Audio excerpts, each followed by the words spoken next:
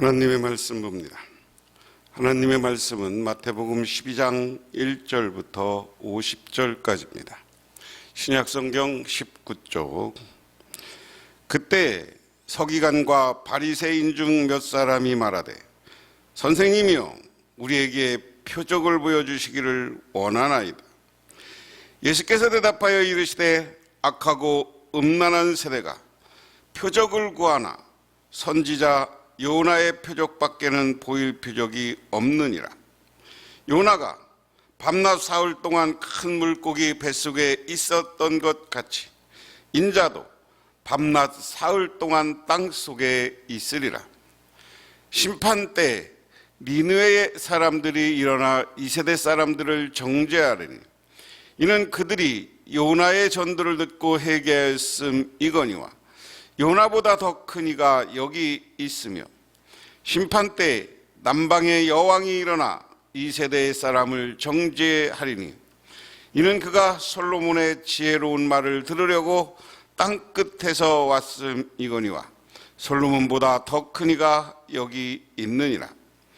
더러운 귀신이 사람에게 나갔을 때 물 없는 곳으로 다니며 쉬기를 구하되 쉴 곳을 얻지 못하고 이에 이르되 내가 나온 내 집으로 돌아가라 하고 와보니 그 집이 비고 청소되고 수리되었거늘 이에 가서 저보다 더 악한 귀신 7을 데리고 들어가서 거하니 그 사람의 나중 형편이 전보다 더욱 심하게 되니라.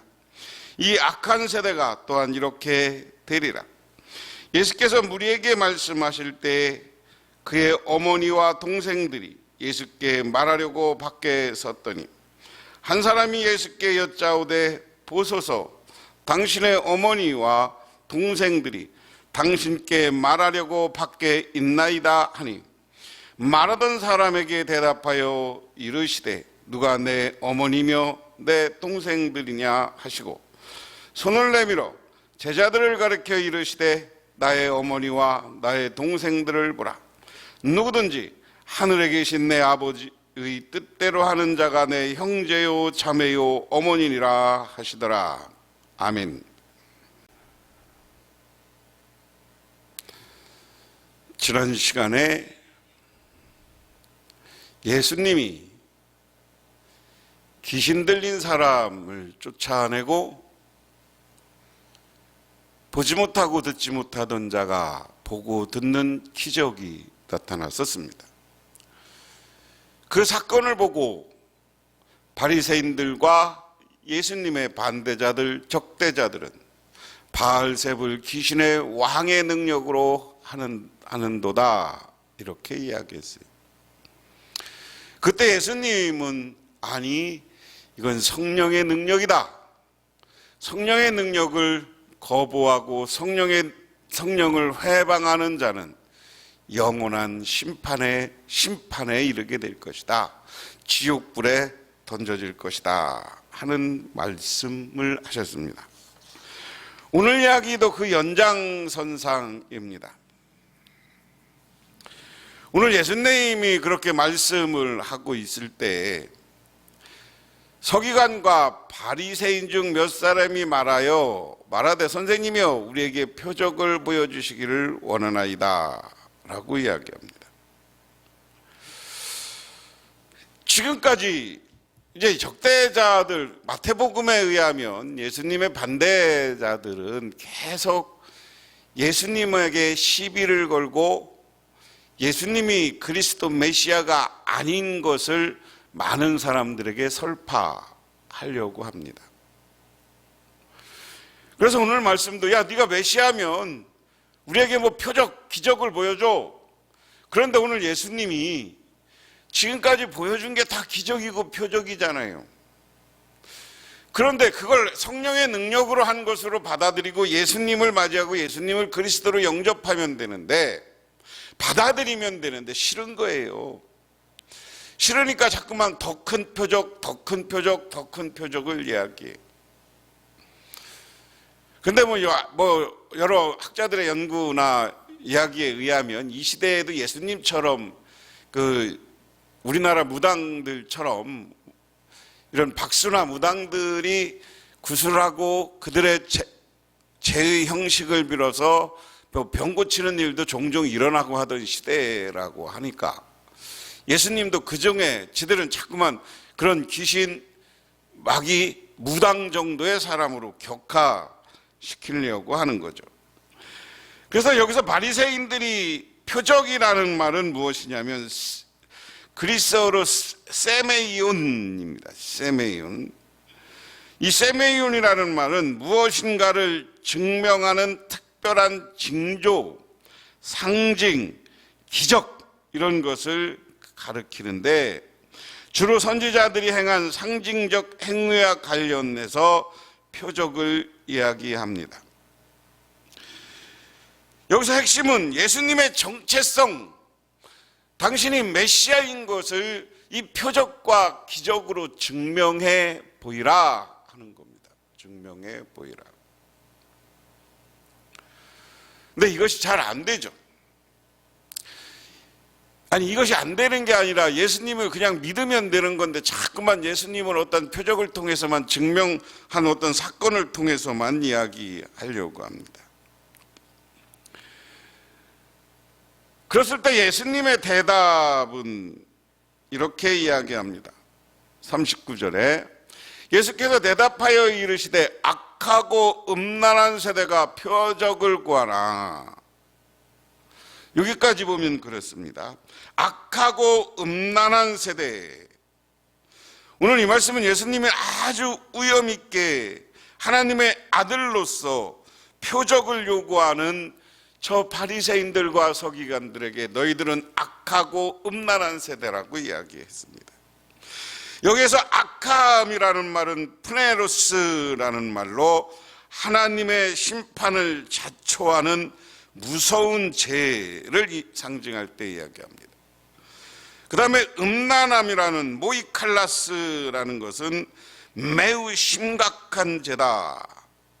선지서에서 음란함은 하나님과 이스라엘 사이에서 깨진 언약의 관계를 말할 때 자주 등장한다. 바꿔 얘기하면 우상 숭배하는 자들을 향해서 음란한 이 모이킬리스라는 말을 표현을 했다. 모이칼리스라는 말을 표현할 때는 우상 숭배자들, 하나님과 관계가 깨진 자들 이렇게 언급할 때 등장하는 용어다.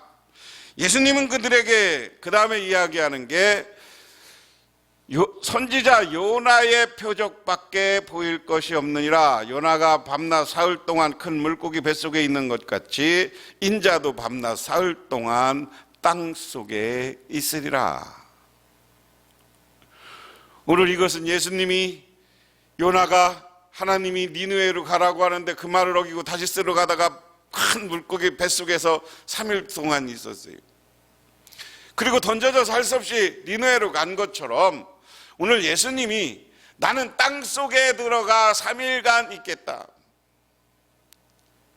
이것을 그리스도론적으로 나중에 이 시대를 통해서 이 말씀을 새롭게 조명해 보면 예수님이 십자가에 매달려 돌아가시고 장사된 지 3일간 땅 속에 있었던 것을 이야기합니다. 물론 마태복음을 이렇게 편집하고 쓰면서 마태의 입장에서 예수님이 부활하기 전 십자가에 매달려서 3일 동안 들어가 있는 것을 예수님의 말씀이 선제적으로 있었던 것을 오늘 우리에게 보여주는 말씀이다.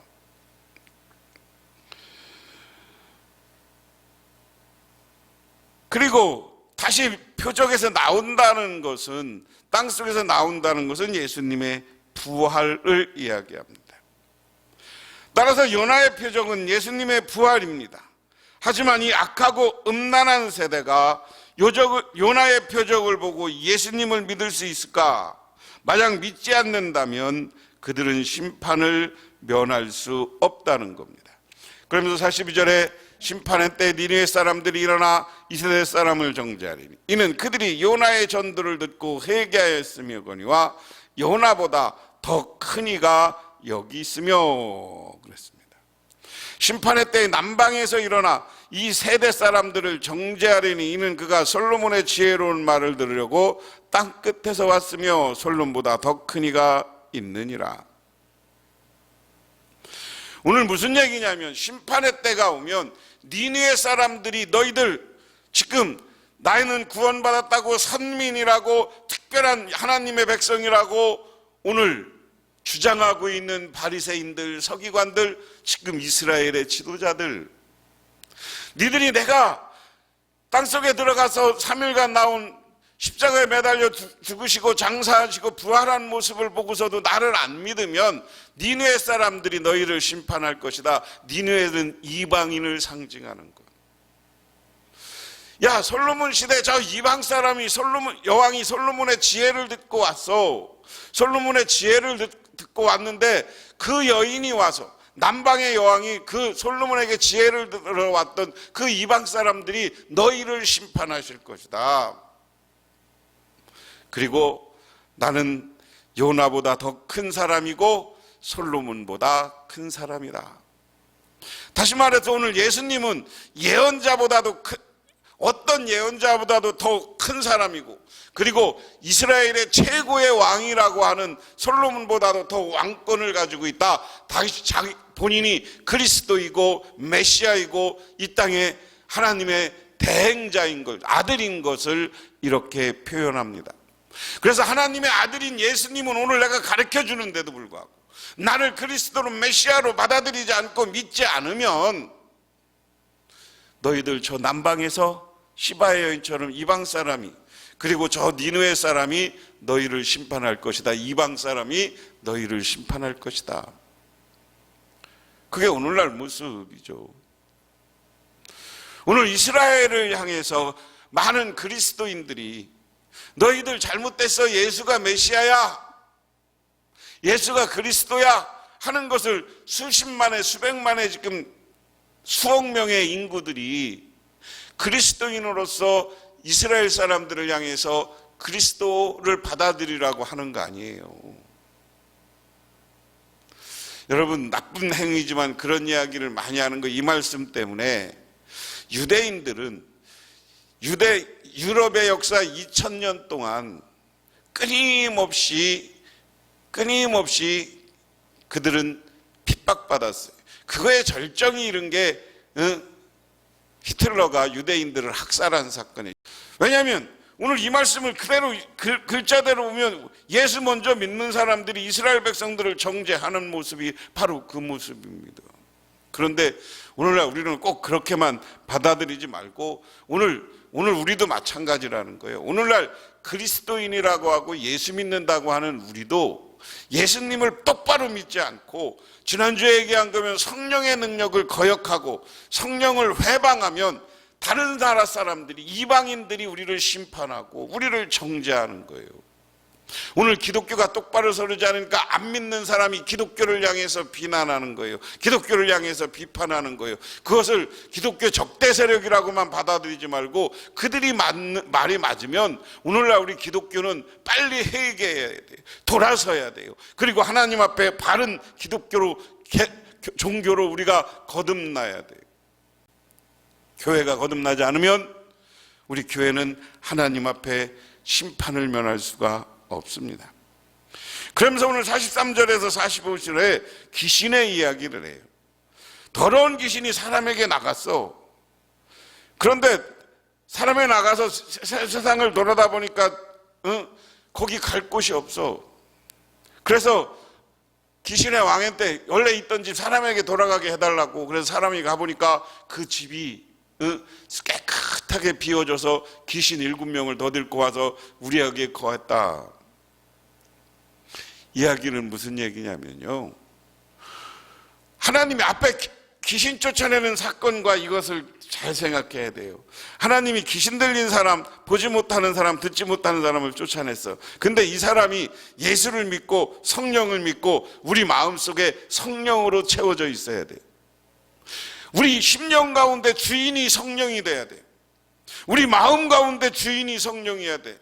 그런데 우리 성령이 귀신을 쫓아냈음에도 불구하고 우리가 성령 충만하지 않으면, 성령이 가득하지 않으면 귀신은, 사탄은 언제든지 우리를 노려요. 우리를 노리고 와서요, 우리가 우리 마음속에 거하면서 우리가 성령 충만한 사람, 예수 믿는 사람으로서의 인생이 아니라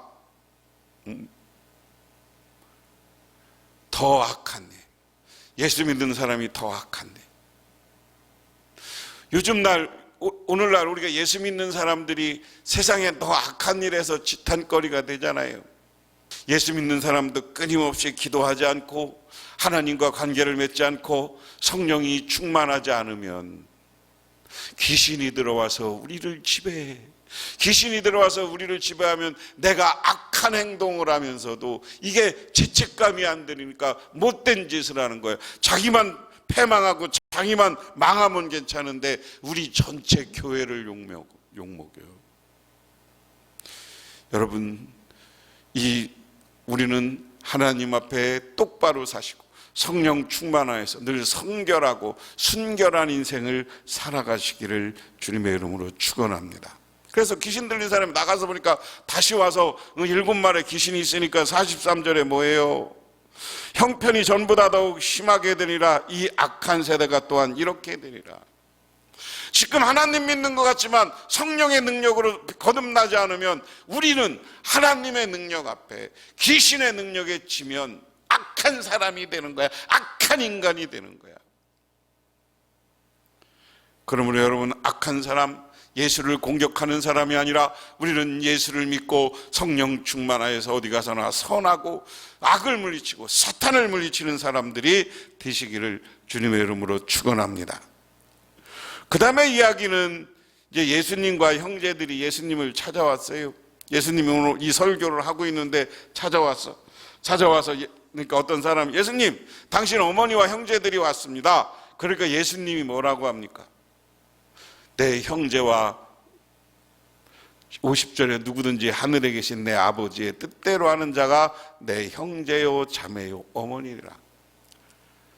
오늘 교회에서 하나님을 믿고 예수님을 믿고 함께 신앙생활하고 함께 교회를 이뤄가고 함께 사랑하는 사람들이 모두 형제고 자매다. 그러므로 우리는 세계교회 교인들이 다 우리의 형제고 자매인 거예요. 그래서 우리는 세계교회와 손을 맺어야 되는 거예요. 손을 붙잡고 가야 되는 거예요. 그런데 우리나라는요, 세계교회뿐만 아니라 조금만 자기랑 입장이 다르면 기성교단들끼리 서로 2단이니 3단이니 하고, 잘못된 논리, 상대방을 알지도 못하면서 상대방을 공격하고, 그래서 한국교회가 찢어지고 갈라졌어요. 우리 교인들도 마찬가지예요. 우리 교회에 오는 모든 사람은 교회 안에서 갈등하지 마세요. 서로 비판하지 마세요. 손가락질하지 마세요. 서로를 화합하고 하나 되게 하는, 그래서 형제 자매처럼 친밀하게 서로가 관계를 맺어서 공동체를 이루고, 이 공동체의 힘을 가지고 세상을 향해서 예수님을 전하고 봉사하고 섬길 때 거기에 성령의 능력이 나타나고 놀라운 하나님의 능력이 나타나서 우리 교회가 새롭게 부흥하고 우리 한국교회가 부흥하는 역사가 나타나게 되는 줄 믿으시기 바랍니다. 기도하겠습니다. 하나님 고맙습니다. 오늘 우리는 누가 예수님의 참 가족이고 형제입니까? 예수를 회방하는 바리새인들, 서기관들이 아니라 오늘 예수를 그리스도로 받아들이는 사람은 한 형제요 자매요 어머니라고 했습니다. 우리 교인들이 한 가족처럼 살아가게 하옵소서. 그리고 이 가족들이 세상을 향해서 봉사하고 예수를 전할 때 하나님이 성령의 능력을 펼쳐서 새로운 부흥의 역사가 나타나게 하옵소서. 예수님 이름 받들어 기도드리옵나이다. 아멘.